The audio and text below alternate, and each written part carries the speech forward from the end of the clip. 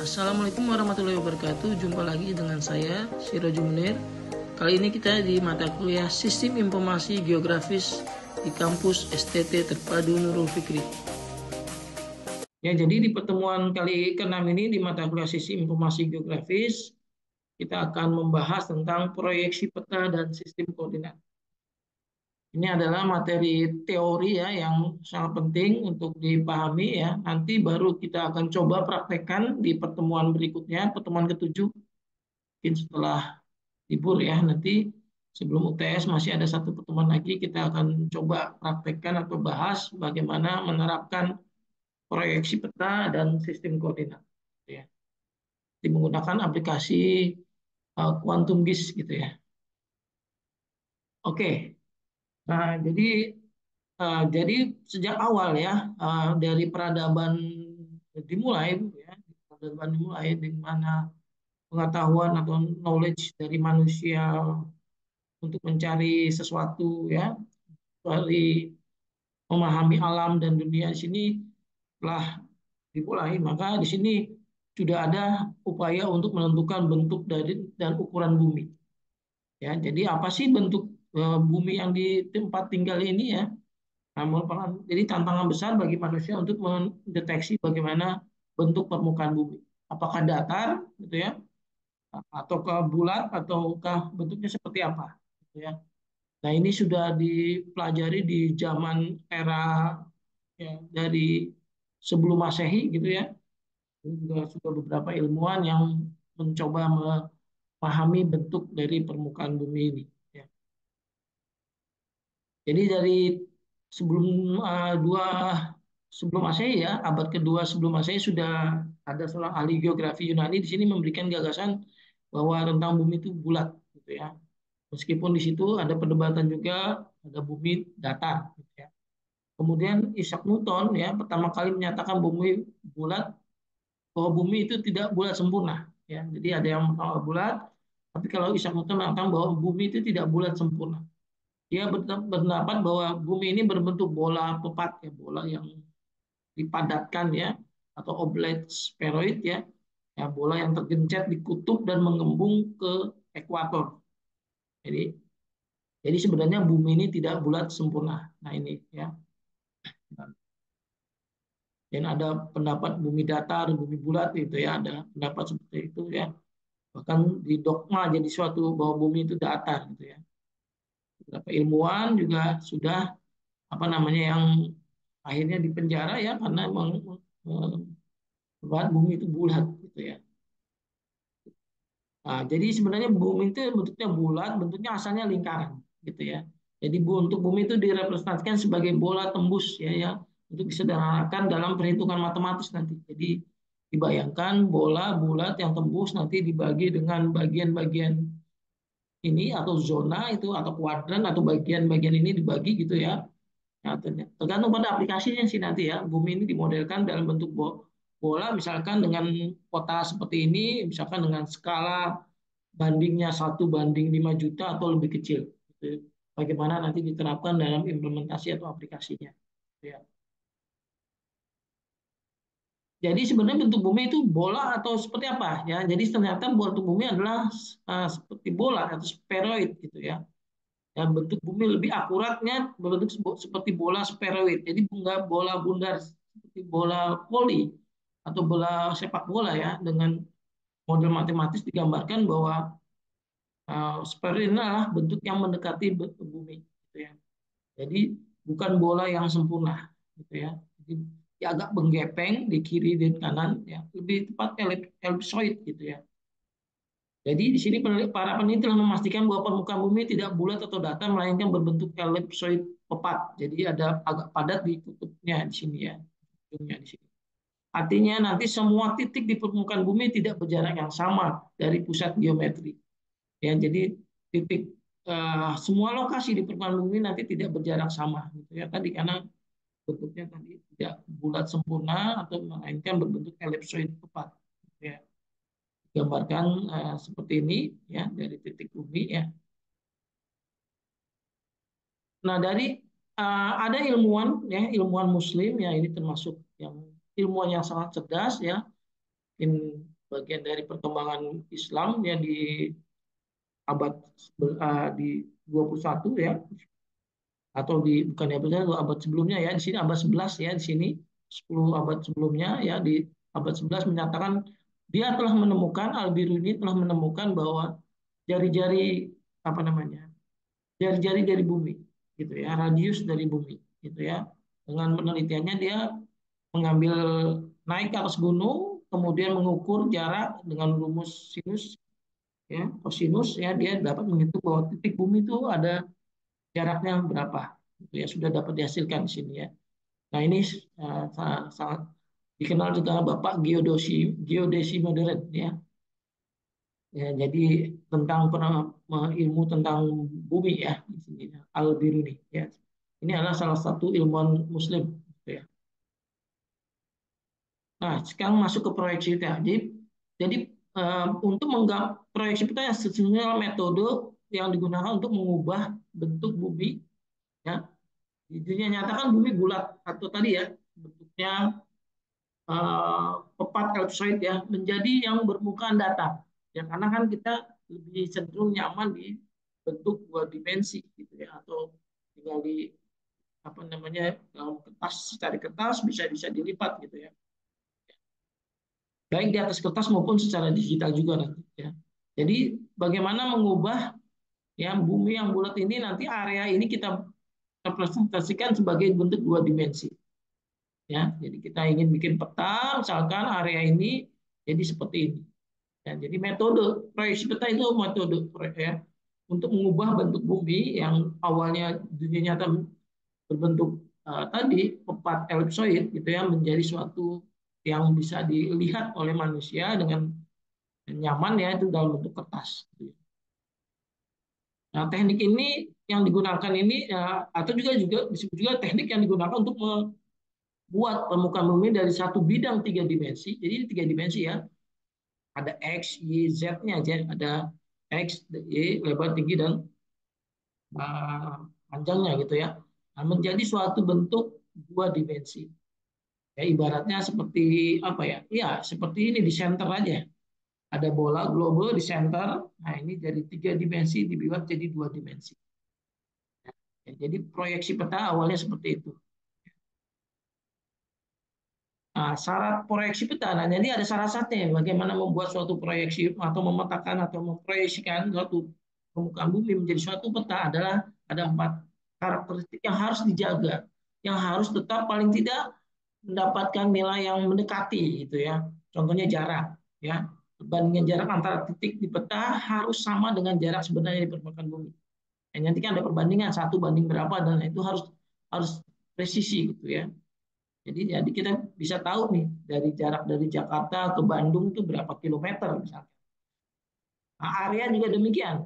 Dalam area luasan poligon misalkan perbandingan luas di peta bumi harus sama nanti luasnya dengan di permukaan bumi. Berapa luas DKI Jakarta, berapa luas uh, kabupaten kota Depok misalkan. Nah, itu areanya perbandingan luasnya harus sama gitu ya.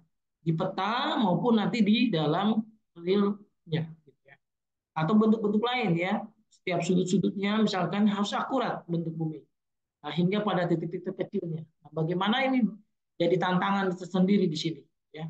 Bisa aja di koordinat GPS itu di laut. Padahal kalau di realnya di darat. Ya karena tadi ada bentukan sudut-sudut yang di ujung-ujungnya tuh tidak tercover dengan baik. Nah, demikian juga dengan direction arah. Jadi nanti arahnya bagaimana sesuai dengan arah sebenarnya di permukaan bumi.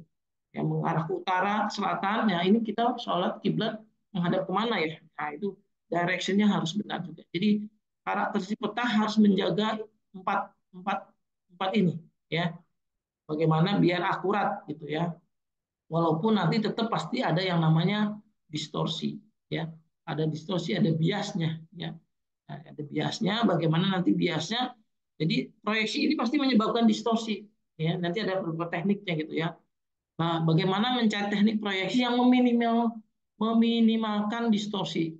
Ya tentu saja nanti ada perlakuan misalkan dengan metode A kayaknya pasnya buat yang ada di khatulistiwa misalkan. Kalau metode B harusnya yang pakai yang di atas, yang di utara dan selatan misalkan. Atau yang daerah eh, Amerika Serikat dan atau Eropa misalkan, yang 4 musim gitu ya, yang tidak ada di Katulistiwa. Nah itu ada tantangan tersendiri bagaimana memproyeksikan peta, gitu ya. Ya dalam bentuk seperti ini ya kan, ini aslinya seperti ini atau jadi seperti ini misalkan ya.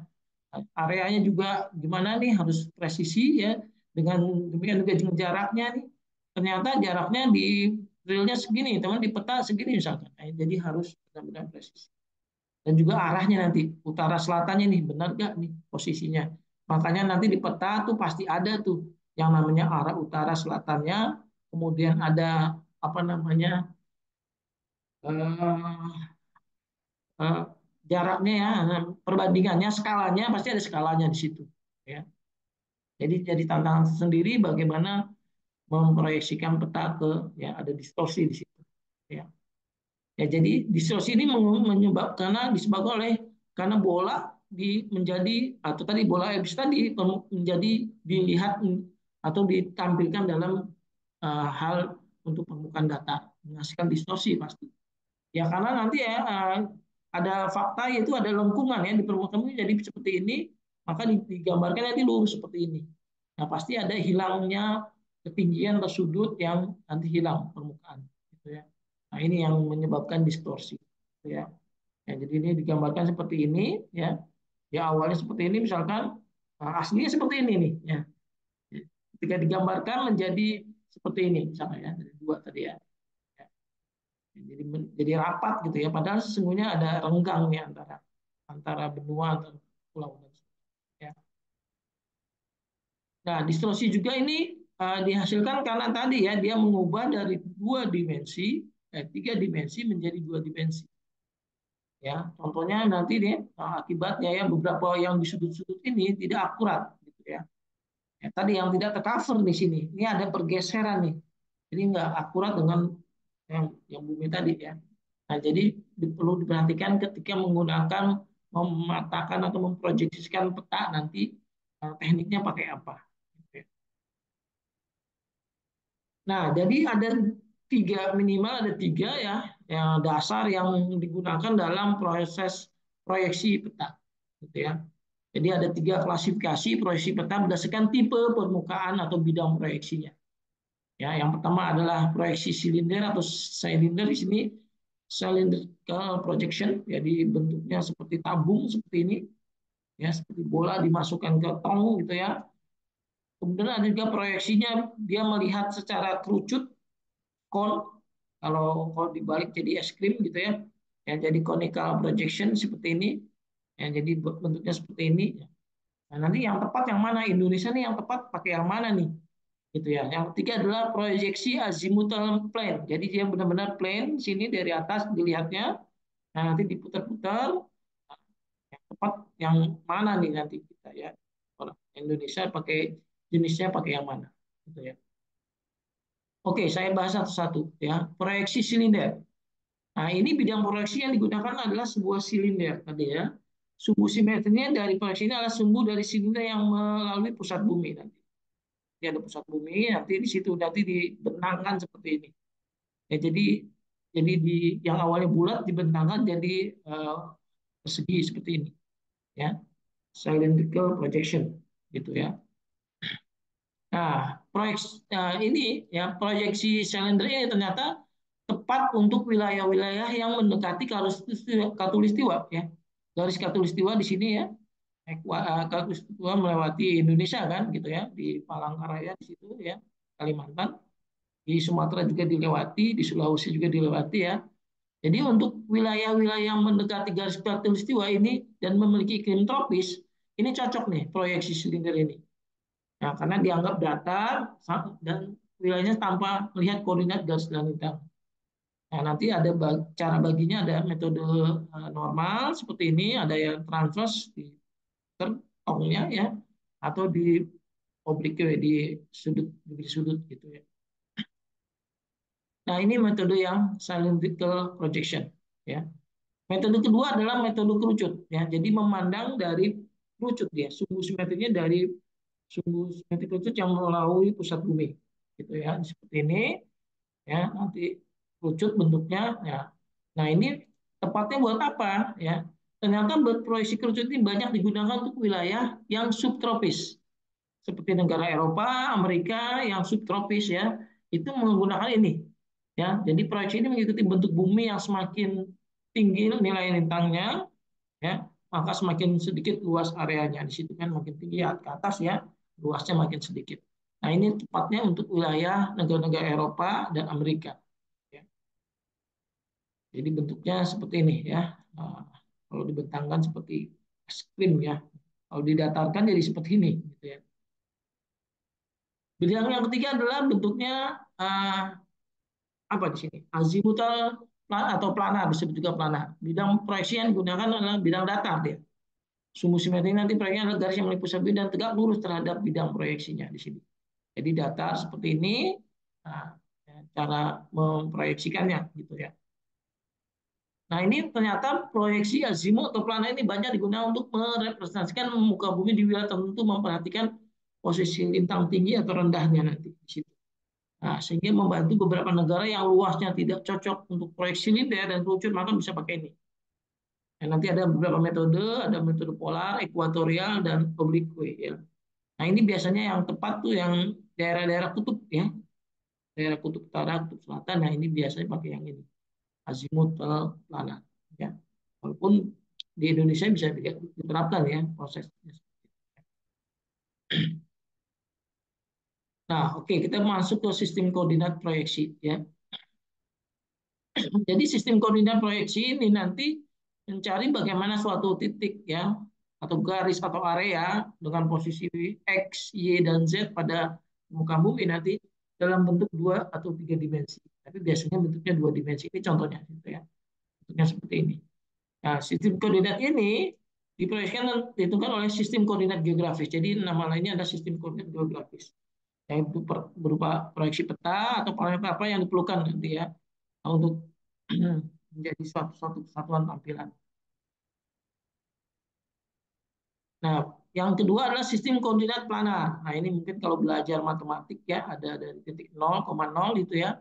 Jadi pengukurannya itu dua dimensi. Dia menempatkan fitur bidang berdasarkan titik asal 0,0. Ini namanya sistem koordinat planar. Ya. Berapa jarak dari titik ini ke titik ini misalkan. Ya. Nah, nanti setiap titik pada bidang ditentukan oleh koordinat X, Y-nya berapa. Jadi relatif nanti jaraknya terhadap ini ya, jadi konstan seperti ini. Nah, ini sistem koordinat planar. Sistem koordinat berikutnya ada sistem koordinat kartesian. Nah, ini kalau belajar matematik pasti belajar juga nanti ya planar dan kartesian. Nah, sistem ini diperkenalkan oleh René Descartes ya, orang Prancis ya. Nah, di sini dia dalam bentuk dua dimensi yang jarak horizontal diukur dari sumbu X dan Y.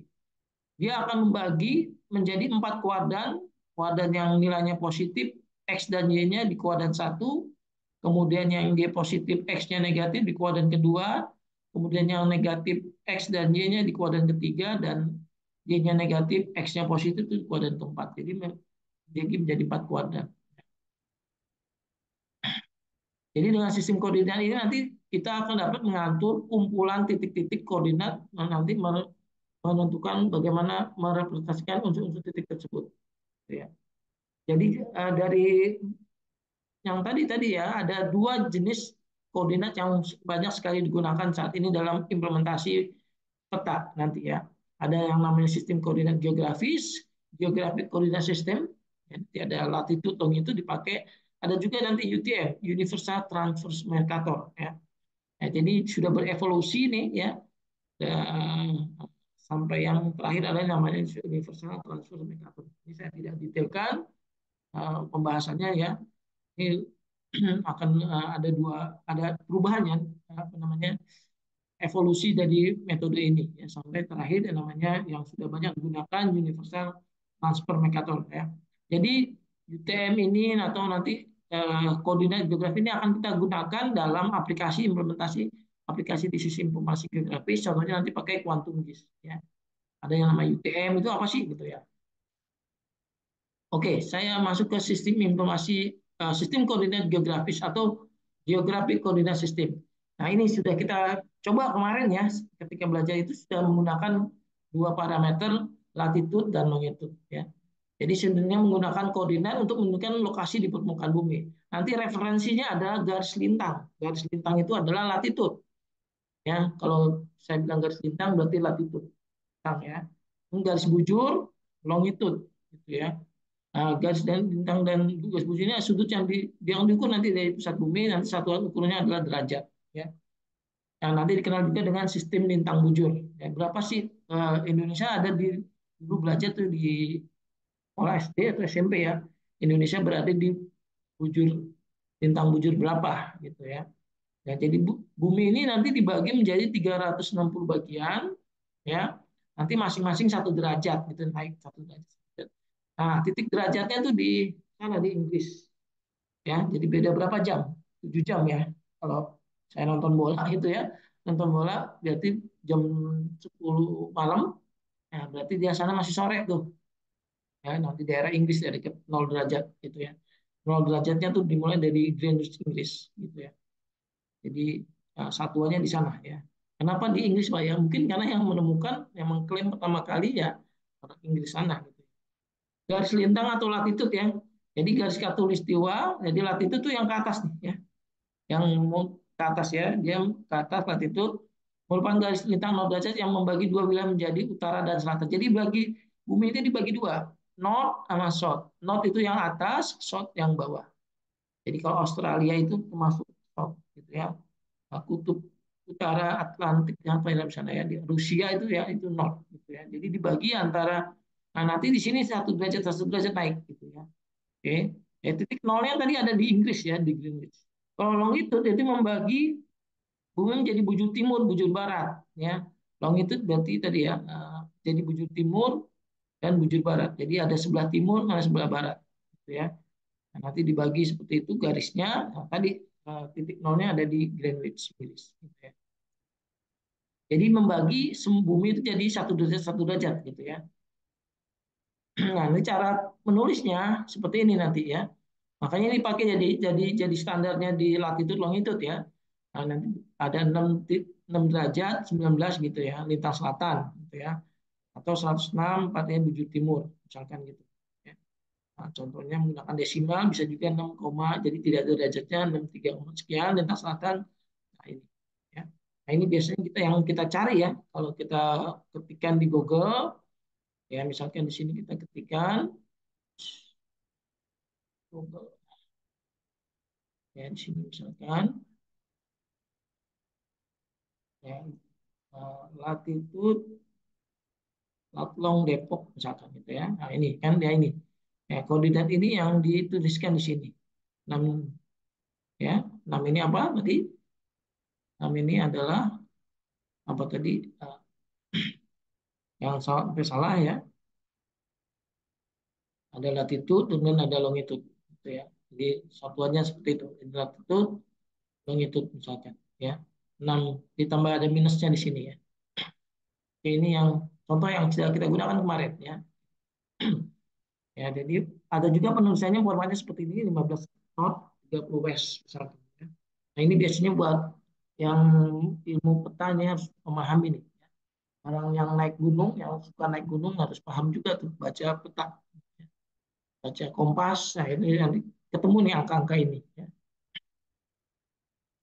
Oke, nah berikutnya ada proyeksi. Berikutnya ada tadi ada proyeksi koordinat geografi. Ada yang kedua ada proyeksi UTM. Ini adalah dua yang sering banyak dipakai. Ya, salah satu bentuknya ya bentuknya silinder ya di sini silinder seperti ini bumi ya kemudian dia memotong secara silinder ya dan membagi bumi menjadi 60 zona. Kalau tadi 360 zona yang tadi ya. Ini 360 zona ya. Kalau ini masing-masing satu derajat. Kalau ini dia membagi menjadi 60 zona dengan lebar zona masing-masing 6 derajat. Jadi jarak-jaraknya itu 6 derajat gitu ya. Nah, ini jadi sistemnya namanya Mercator Projection di sini. Jadi sistem koordinat proyeksi adalah sistem koordinat yang didasarkan pada proyeksi peta di bidang dua dimensi. Jadi awalnya tiga dimensi dipetakan menjadi dua dimensi ya dengan luas wilayah yang konstan. Jadi konstan luas wilayahnya di sini yang kotak-kotak-kotak ini ya dalam sistem koordinat X dan Y. Nah, nanti diterapkan dalam bentuk grid. Gitu ya. Nah, kita lihat nih Indonesia di mana posisinya di sini. Ya, Indonesia ada di mana di UTM ini. Ya. Jadi tadi ya permukaan bumi dibagi jadi 60 zona nih sampai ya. Nah, nanti tiap zona mempunyai lebar 6 derajat gitu ya. Nanti zonanya nanti dari berapa sampai berapa di sini ya. Kalau Indonesia berarti di sini dari 46 nih ya. Aceh ini 46 nih. Sampai di Papua kira-kira 55. Tapi juga dibagi antara North dan South di sini ya. Ini kan di sini ada ekuator, ada khatulistiwa kan, membagi titik tengahnya ya di atas North, di bawah South gitu ya. Nah, ini dia Indonesia seperti ini. Kalau kita lihat di Indonesia UTM-nya, kalau kita lihat beda-beda tadi ya. Kalau waktu Indonesia bagian barat, berarti Jakarta, Aceh ya.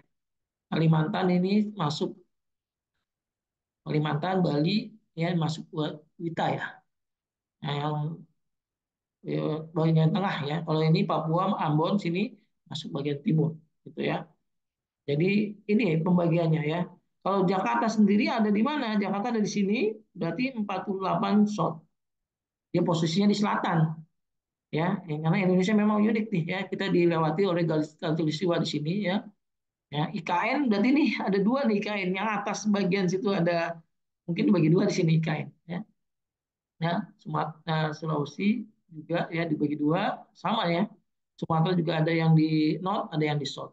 Gitu ya. Kalau ujung barat Indonesia Aceh, Sabang itu ada di 46 north ya. Jakarta ada di 48 south.